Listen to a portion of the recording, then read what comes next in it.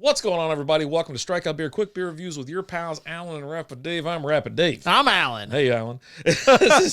Hey, Rapid Dave. We're keeping with dry January. This is going to be an accelerated, quick review. Sober Carpenter, Irish-style red, non-alcoholic craft brew. Read the can real quick, or do you want me to pour? Go and pour. Let's pour. You sure? I'll tell you what it says on Untapped. All right. Irish red ale, non-alcoholic beer.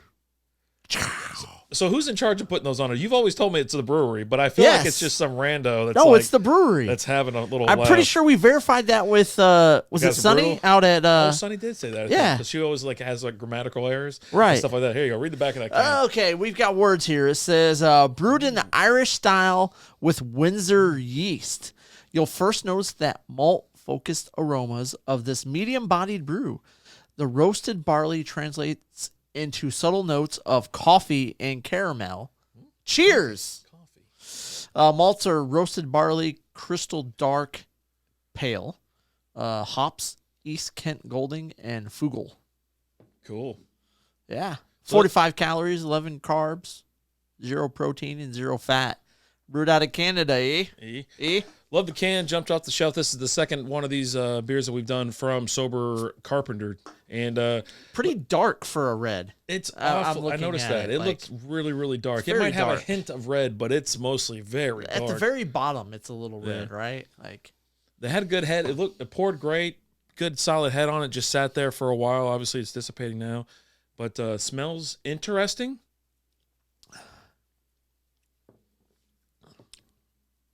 I pick up the coffee. I think that's what's saving it for me, because you can tell it's going to be it's watering. It's a little watered down. It's almost got like a little watered down smell to it.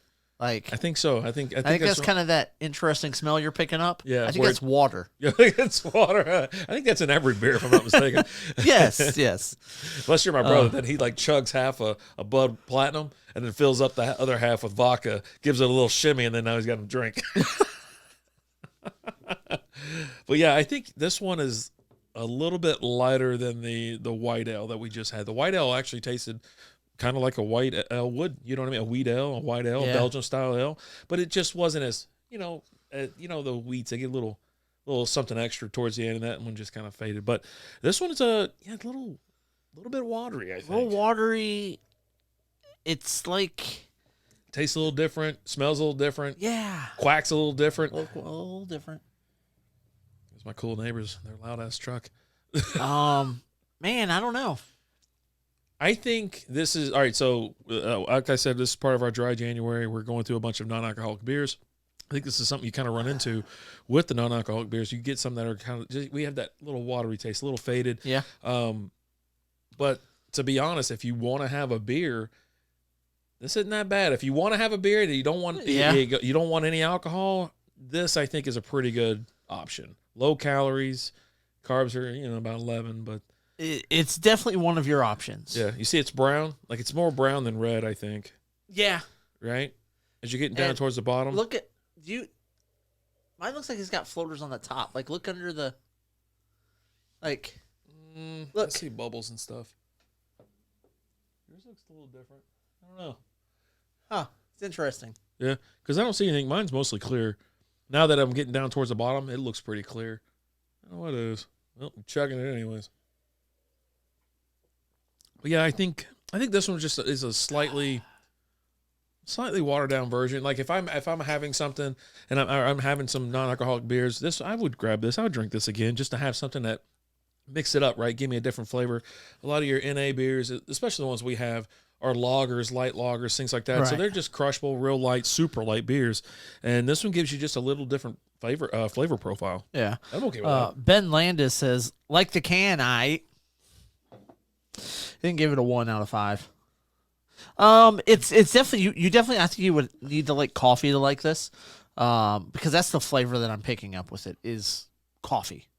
I'm not really picking up that maltiness or that traditional like red ale flavor that you get. I'm not even picking up the caramel with it. I'm just picking up kind of coffee. The coffee and then nothing. Yeah. I'm with you on that with the coffee. I didn't taste the coffee after the first sip. Like the last one, it changed, right? The flavor, the profile was kind of changing. This one was kind of the same way, but I lost the coffee flavor, and then it was just kind of going towards I mean, it just a little bit of light coffee, super light coffee. Yeah. Coffee with some water in it. Yeah. It's got an average score of 2.86 out of 5 out of 1,054 ratings on Untappd. So it's kind of right there in the middle, right? Mm-hmm. You're not rating it as something bad, but you're not rating it as something good.